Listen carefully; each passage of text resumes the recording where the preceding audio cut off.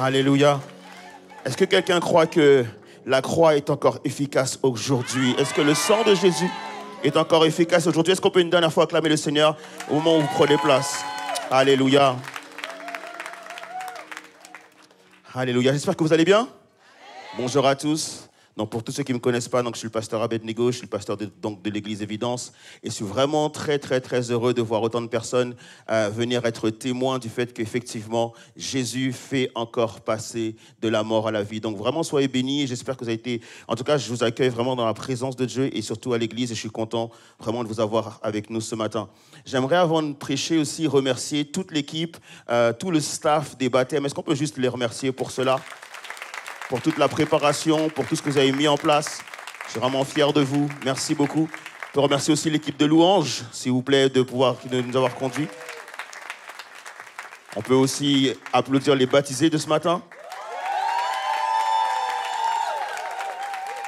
Et je pense qu'on peut faire un tonnerre d'ovation pour Jésus-Christ, à mon avis. Alléluia. Aujourd'hui, c'est jour de fête, n'est-ce pas? Amen. La semaine dernière, c'était la Pâque. OK. Qui s'en rappelle? OK. La semaine dernière, c'était la Pâque. Et on a fêté la résurrection, la mort et la résurrection de Jésus-Christ. Qui croit que Jésus est ressuscité? Amen. Amen. On a fêté cela. Et vous savez que Jésus, lorsqu'il est ressuscité, justement, il est revenu voir chaque disciple et leur dire, écoutez, je vais aller au Père, mais je vous fais une promesse. La puissance de Dieu descendra sur vous. Alors du coup, ça ne va pas descendre tout de suite. Mais allez à Jérusalem, priez et attendez. Priez et attendez. Et la puissance de Dieu va tomber sur vous. Je pense que lorsque Dieu nous fait une promesse, il y a différentes façons de pouvoir attendre la promesse de Dieu, n'est-ce pas? Et je pense que c'est important quand même de pouvoir analyser qu'au départ, lorsque Jésus fait cette promesse, ils sont 500 disciples. Mais le jour où la puissance de Dieu va tomber, ils ne seront que 120 disciples. Entre-temps, il y en a plusieurs qui ont abandonné. Et moi, j'essaie de me mettre à la place des disciples pendant cette attente. Je me mets à la place de Pierre et je me dis, si j'étais Pierre, je me dis, mais quand même, Jésus a été avec moi pendant 3 ans. Pendant 3 ans, il m'a montré des miracles extraordinaires. Pendant 3 ans, il m'a même permis de marcher sur l'eau. Pendant 3 ans, j'ai vu Jésus accomplir des choses extraordinaires. Et peut-être que Pierre se dit, c'est gênant que le jour où Jésus avait eu le plus besoin de moi, je n'étais pas là. Le jour où Jésus a eu besoin de moi, ne serait-ce que pendant 1 heure pour prier avec lui, moi, je n'étais pas là. Encore pire, j'ai renié Jésus lorsqu'il a fallu témoigner de qui est Jésus. Lorsqu'il a fallu proclamer qui est Jésus, j'ai eu peur. Et je n'ai pas témoigné de qui est Jésus. Au contraire, j'ai dit que je ne le connaissais pas. Et même si Jésus, effectivement, avant de monter au ciel, est venu voir Pierre pour lui dire « Je te pardonne », je suis sûr que des mauvaises pensées ont peut-être habité Pierre pendant longtemps. Je me mets à la place de Jacques, qui n'a pas cru que le Seigneur Jésus était ressuscité. Jésus a dû venir le voir pour lui montrer ses mains, pour lui montrer ses pieds, qu'il était effectivement ressuscité. Je me mets à la place de Jacques, je me dis... Non, Thomas, Didier Moquet. C'est bien les chrétiens qui suivent. Je me mets à sa place et je me dis, Jésus est ressuscité et je n'y ai pas cru. Et je me dis, Thomas a dû se dire, pourquoi je n'ai pas cru tout de suite? Les autres disciples qui étaient là, ils devaient se dire, mais le jour où Jésus est mort, je n'étais pas allé. Je ne suis pas allé voir Jésus crucifié. Seul Jean était présent. Et tous ont dû se dire, on l'a abandonné. Et aujourd'hui, il nous promet des choses. Mais s'il y en a 500 qui ont abandonné, c'est qu'à mon avis, il y a eu une guerre au niveau des pensées, les amis, qui a dû être incroyablement difficile. Est-ce que ce matin, il y en a certains d'entre vous qui parfois sont en guerre, qui parfois sont en difficulté par rapport à leurs pensées? Et mon message ce matin, justement, c'est par rapport à la série Métamorphose, pensée et addiction. Comment vaincre nos mauvaises pensées?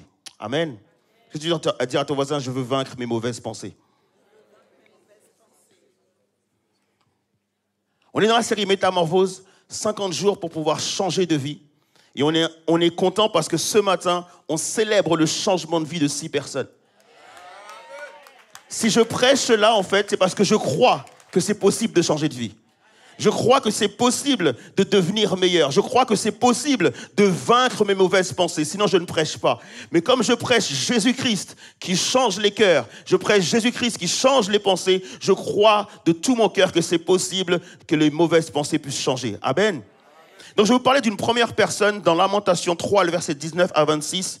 Il est question de Jérémie, qui écrit le livre de Lamentation. Voilà ce qu'il dit dans le livre de Lamentation. Il dit: quand je pense à ma détresse et à ma misère, à l'absinthe et au poison, quand mon âme s'en souvient, elle est abattue au-dedans de moi. Et c'est ça, en fait, le cheminement de la mauvaise pensée. Quand je pense à ma détresse, quand je pense à mes circonstances difficiles, peut-être que tu es là ce matin au culte, mais tu es en train de penser à quelque chose qui t'attend à la maison. Peut-être que tu es là ce matin dans cette célébration, mais tu combats quelque chose à l'intérieur de toi. Peut-être que tu es là ce matin, mais tu n'es pas pleinement en paix. Et c'est ce que Jérémie est en train de décrire. Il est en train de dire: quand mon âme se souvient de cela, ça me secoue à l'intérieur et ça me donne le fait d'être abattu au-dedans de moi. Je ne sais pas si vous avez déjà vécu le fait d'être abattu au-dedans de vous. C'est-à-dire qu'en fait, à un moment donné, vous êtes sans force. Vous n'avez envie de rien, vous n'avez envie de rien faire, vous n'avez envie d'aller nulle part, vous n'avez pas envie de travailler, vous n'avez pas envie de rester à la maison, vous ne savez pas c'est quoi le meilleur endroit pour vous. Vous dites peut-être que tu devrais aller en vacances, mais peut-être après, finalement, vous dites: mais non, ça ne me servira à rien, de toute façon, c'est trop cher. C'est dans les moments où on est un peu comme ça, on ne sait pas quelle est la meilleure solution. Est-ce que c'est déjà arrivé, oui ou non? Moi, je prêche qu'à ces personnes-là. Et donc, il est abattu au-dedans de lui. Et voici ce qu'il dit. Il dit: voici ce que je veux repasser au fond de mon cœur. Ce qui me donnera de l'espérance. Ce qui pourra me guérir de mes mauvaises pensées. C'est que les bontés de l'Éternel ne sont pas épuisées. Ses compassions ne sont pas à leur terme. Au contraire, elles se renouvellent chaque matin. Est-ce qu'on peut le dire avec moi? Oh, que ta fidélité est grande. L'Éternel est mon partage, dit mon âme. C'est pourquoi je veux espérer en lui. L'Éternel a de la bonté pour ceux qui espèrent en lui. Pour l'âme qui le cherche, il est bon d'attendre en silence. Alléluia. Pas ceux qui murmurent: ah, c'est trop dur la vie, c'est trop compliqué. Il est bon d'attendre en silence, dans la sérénité et dans la paix, le secours de l'Éternel. Et Jérémie était dans la pire saison de sa vie au moment où il dit ça. Il faut savoir que Jérémie est le prophète, souvent appelé le prophète de malheur. Pourquoi? Parce que lorsque les faux prophètes vont dire au peuple d'Israël: ne vous inquiétez pas, vous allez vous en sortir, Jérémie va leur dire: non, il y aura une sentence de Dieu. Et cette sentence, c'est que vous allez être exilés. Il n'y a pas d'issue possible. Et la plupart des gens, justement, vont dire que c'est un faux prophète parce qu'il est en train de prophétiser ce que Dieu a prévu de faire. Et donc, du coup, à cause de cela, il est persécuté. Il est envoyé en Égypte. On le critique, on l'empêche de parler. Parfois même, on atteint à sa vie, on veut le faire mourir. Alors que Jérémie est un très jeune garçon, en fait. Je ne sais pas si vous vous rappelez, en fait, au moment où Jérémie est choisi, il doit à peine avoir dans la vingtaine. C'est un très jeune homme. Mais cependant, Jérémie sait combattre les pensées. Jérémie sait gagner la guerre des pensées. Et je voudrais voir des Jérémies ce matin. Est-ce qu'on est prêt à être des Jérémies? Alléluia, ce matin. Alors, Paul nous donne un premier conseil par rapport au combat des pensées. Romains 12, versets 1 et 2. Voilà ce que Paul nous dit. Il dit: je vous recommande. J'ai préféré prendre cette traduction parce que souvent, il y en a qui pensent que c'est juste un conseil. Non, c'est une recommandation à chaque enfant de Dieu. Pourquoi? Parce que nous croyons en Jésus-Christ. Et donc Paul dit, par rapport à votre foi, par rapport à ce que vous croyez, je vous recommande, frères et sœurs, à cause de quoi? De cette immense bonté de Dieu, à lui offrir vos corps comme un sacrifice vivant, saint et qui plaise à Dieu, ce qui sera là de votre part un culte raisonnable.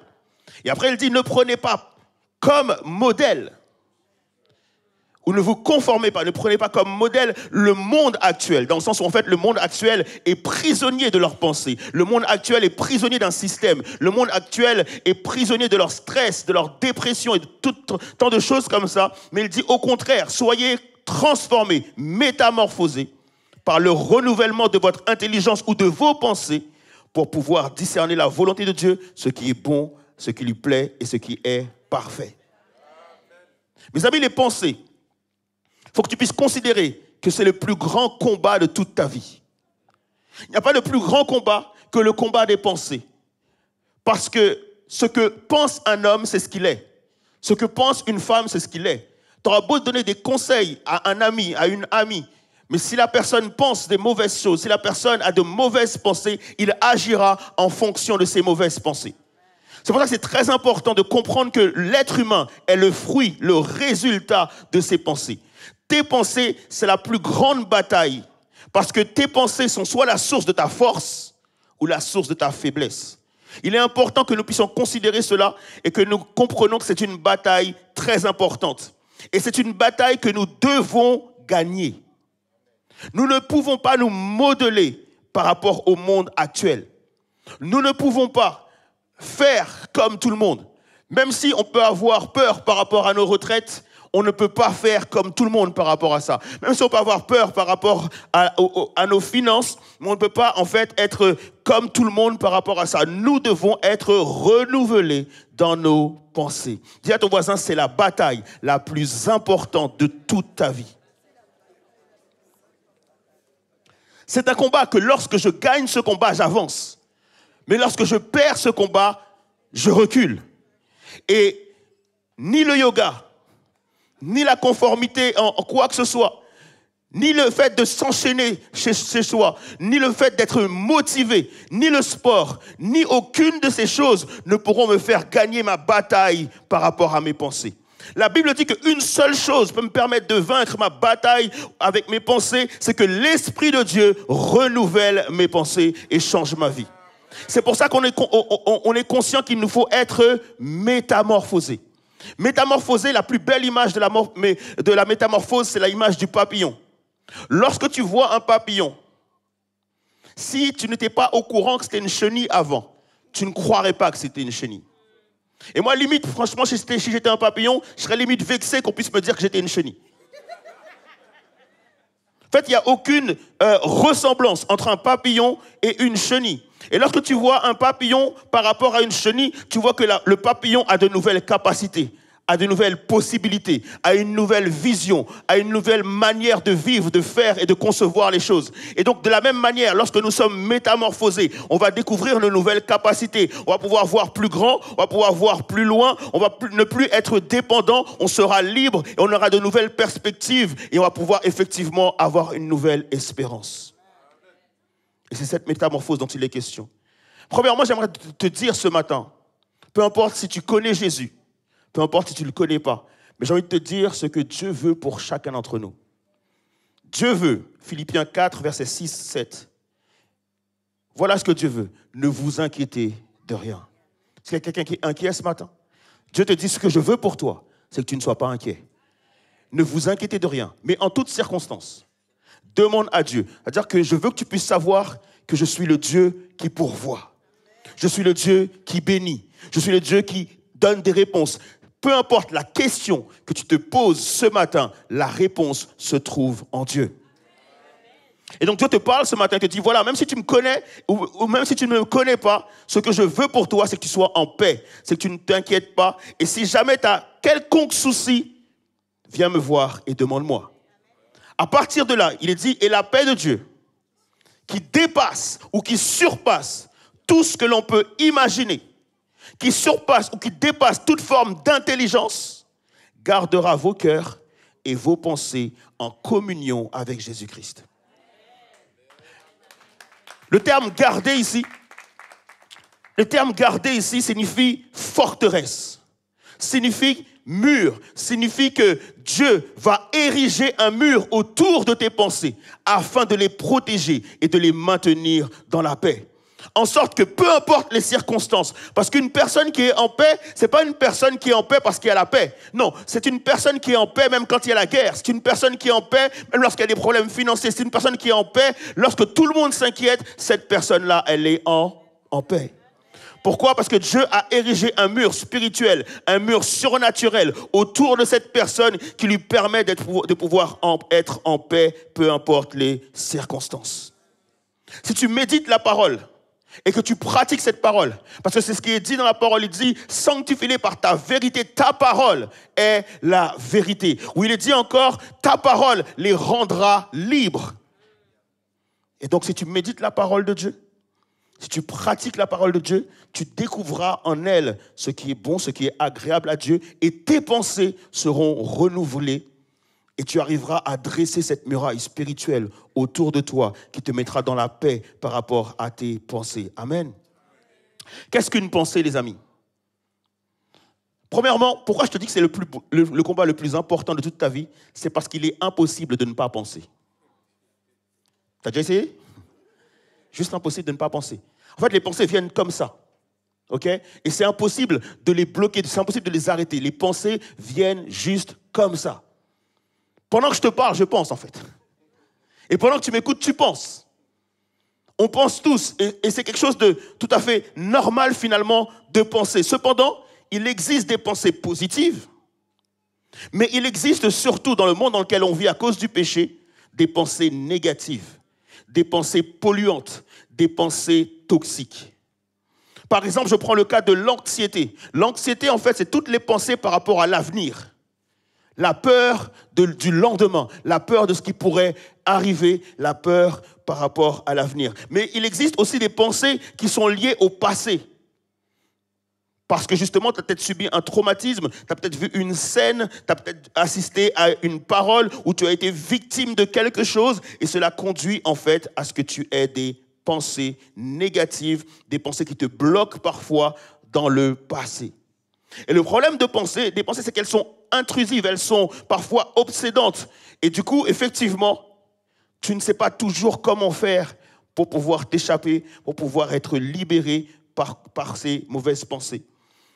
Mais ce matin aussi, je voulais aussi vous parler du fait que les pensées peuvent nous amener à une forme de frustration.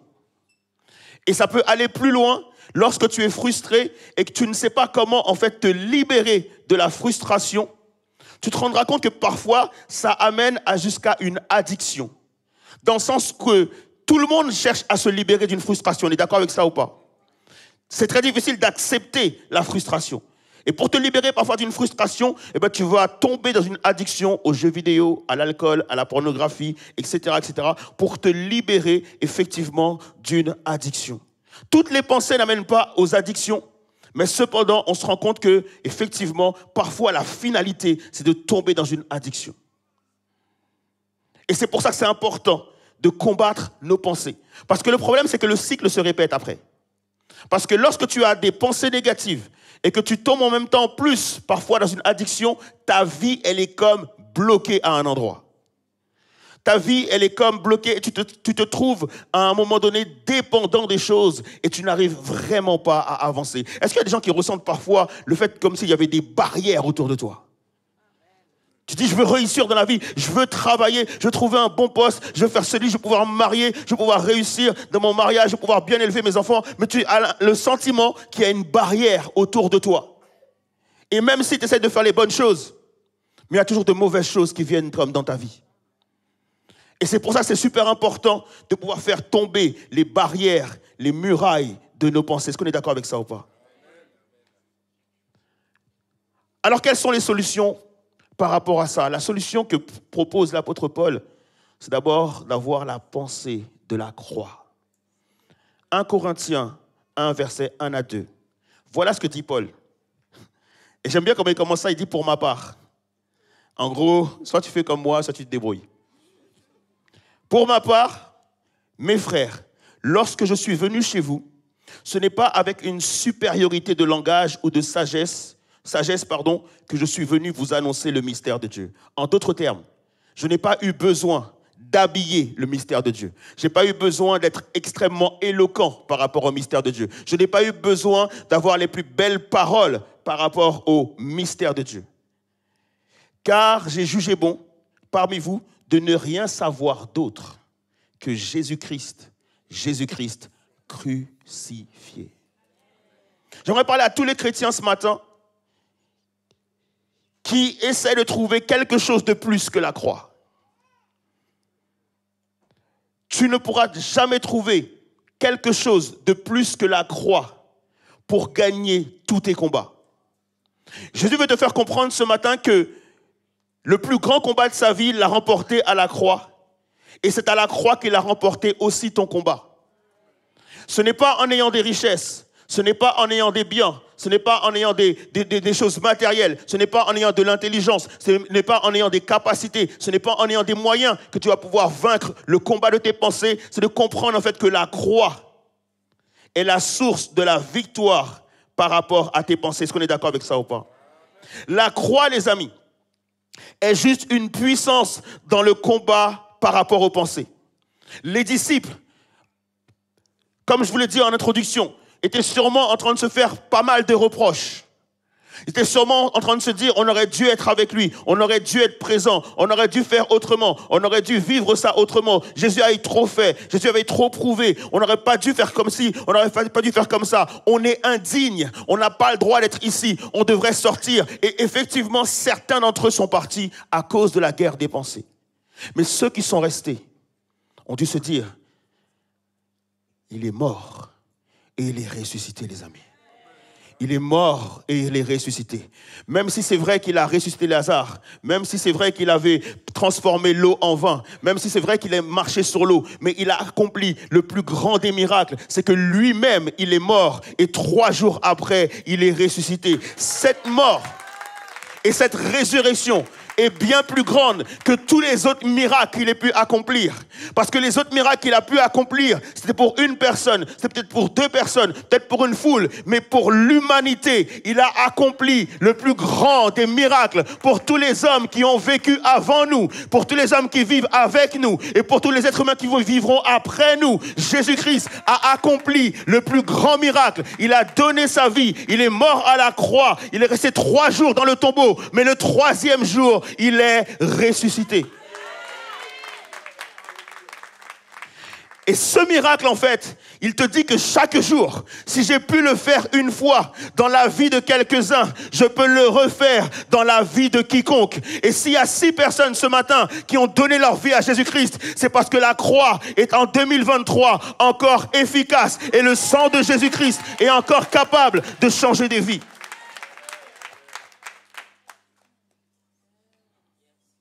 Le miracle de la croix. Et Paul est en train de te dire ce matin que faut que tu comprennes qu'il y a 2 choses que tu peux nourrir en toi. Tu peux nourrir ta chair ou tu peux nourrir ton esprit. Il y a 2 choses que tu peux nourrir en toi. Ta chair ou ton esprit. Est-ce que vous savez une chose, c'est que la plupart des combats, bon, je ne pense pas que tout le monde suive ce type de combat, les combats de coq, ok? La plupart des combats de coq sont des combats qui sont truqués. Pourquoi? Parce qu'en fait, on sait déjà d'avance, en tout cas les propriétaires des coqs savent déjà d'avance quel coq va gagner. Je ne dis pas que tous sont truqués, mais la plupart sont truqués. Et vous connaissez l'un des moyens de truquer le combat de coq? Non, vous ne savez pas? En fait, c'est de nourrir un coq et pas l'autre. Et quand tu nourris ce coq, il est forcément plus fort que l'autre. Et donc, du coup, la plupart des gens qui ont trafiqué le combat vont miser sur le coq qui a été nourri. On le fait pareil aussi pour les combats de chiens. On nourrit un chien plus que l'autre. Et donc, du coup, les gens savent qui va gagner. J'ai envie de te dire qu'il y a un combat de coq dans tes pensées. Est-ce que tu nourris le spirituel ou est-ce que tu nourris le charnel? En réalité, celui que tu nourris gagnera. Et beaucoup de chrétiens ne comprennent pas pourquoi ils perdent le combat de leurs pensées. En fait, je vais te le révéler aujourd'hui, c'est parce que tu nourris beaucoup plus la chair que ton esprit. Si tu nourris ton esprit plus que ta chair, alors tu gagneras le combat de tes pensées. Mais si tu continues à nourrir plus ta chair que ton esprit, alors tu continueras à perdre le combat de tes pensées, tout simplement. Lorsque je vois que des chrétiens ne sont pas capables de prier 5 minutes, mais ils sont capables de rester 3 heures sur TikTok, 3 heures sur Instagram et 3 heures sur les réseaux sociaux ou sur devant Netflix, je te dis finalement c'est normal que tu perds le combat de tes pensées. Si tu es capable de rester des heures et des heures devant des jeux vidéo et lorsque je te dis prie 5 minutes et tu es incapable de le faire, lorsque je te dis lis la Bible 5 minutes, tu commences à lire la Bible et tu t'endors, c'est normal finalement que tu perdes le combat de tes pensées parce que tu nourris beaucoup plus la chair que ton esprit.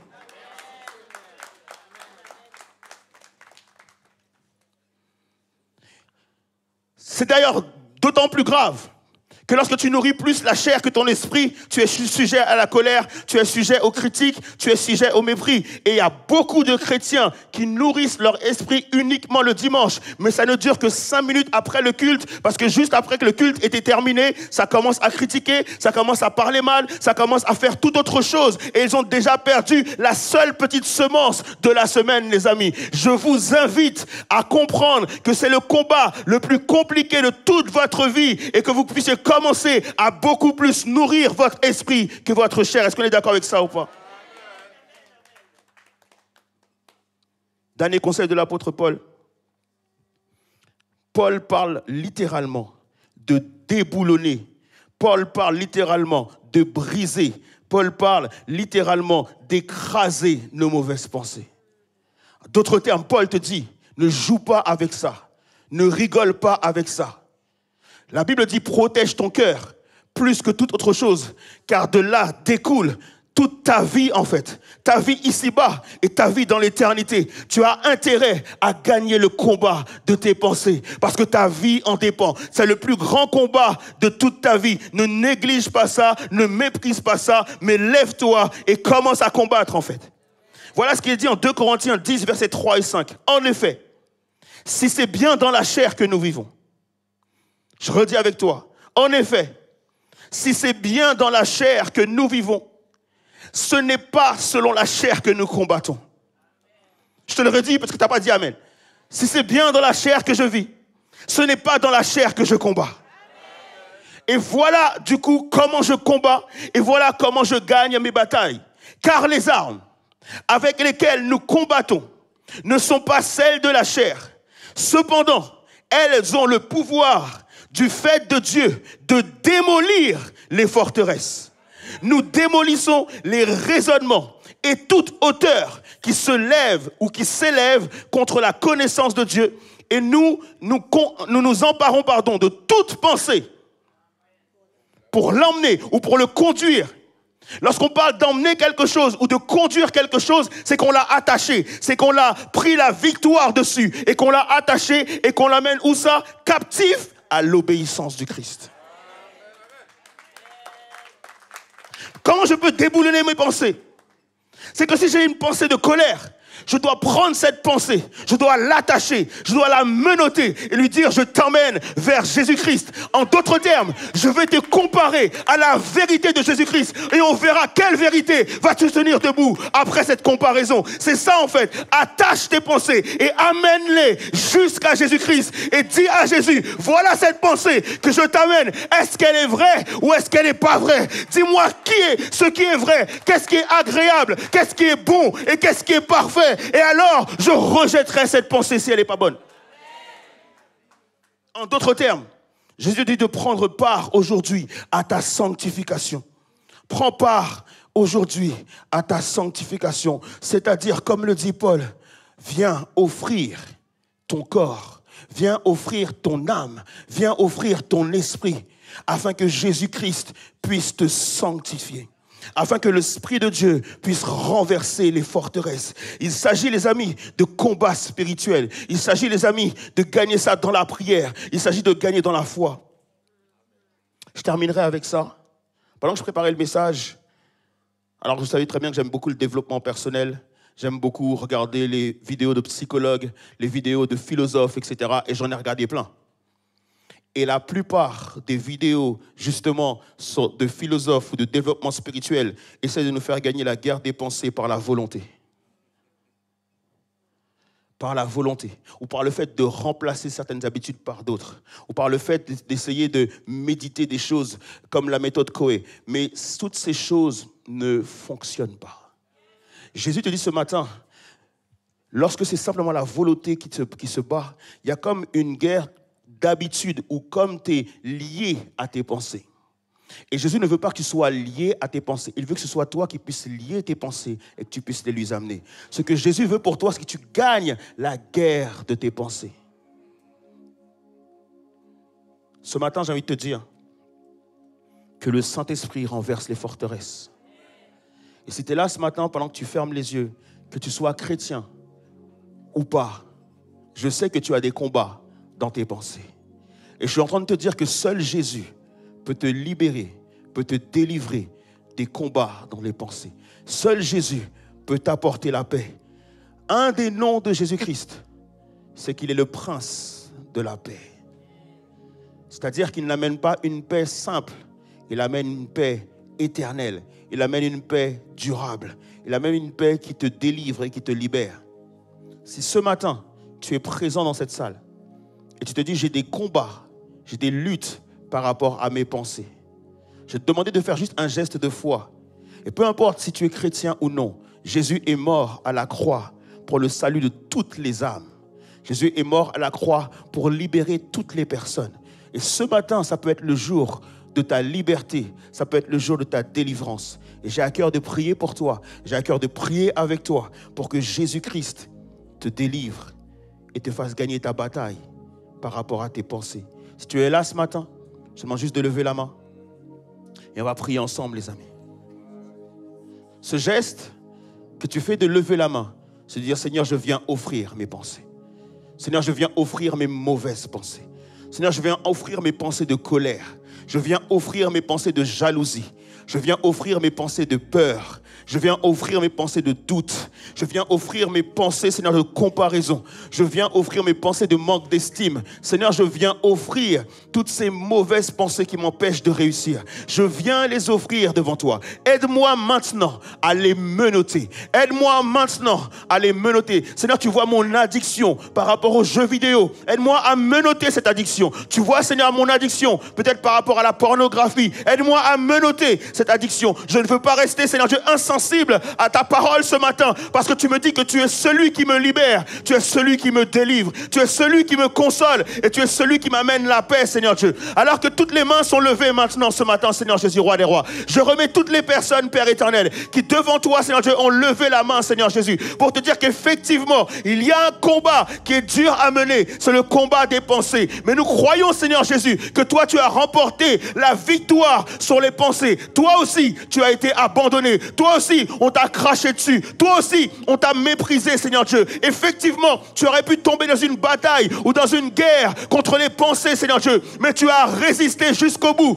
De quelle manière tu l'as fait, Seigneur Dieu? Tu as dit que tu as contemplé la gloire à venir, Seigneur Jésus, roi des rois. C'est de cette manière que tu as remporté le combat contre les pensées, Seigneur Jésus. Tu as dit, Père éternel des armées, au lieu de croire à une mauvaise pensée, je vais m'inviter à croire à ce qui est sûr, à ce qui est certain, c'est que la gloire de Dieu est devant moi et que ce que je devais accomplir, c'est maintenant derrière moi. Tu croyais de tout ton cœur, de toute ton âme, de toute ta force que tu allais mourir, mais que tu allais ressusciter et qu'un jour, tu aurais été à la droite de Dieu. Et c'est ce qui est arrivé, Seigneur Dieu. De la même manière, moi aujourd'hui, je vais croire, Seigneur Jésus, roi des rois, que tu rends vie à mon corps mortel, Seigneur Dieu, et que ce que tu as commencé en moi, tu le rendras parfait, Seigneur Dieu. Oui, tu vas me donner la victoire sur les pensées, parce qu'aujourd'hui, en 2023, la puissance de la croix est encore là. En 2023, le sang de Jésus est capable de laver et de purifier, Seigneur Dieu. Alors je m'invite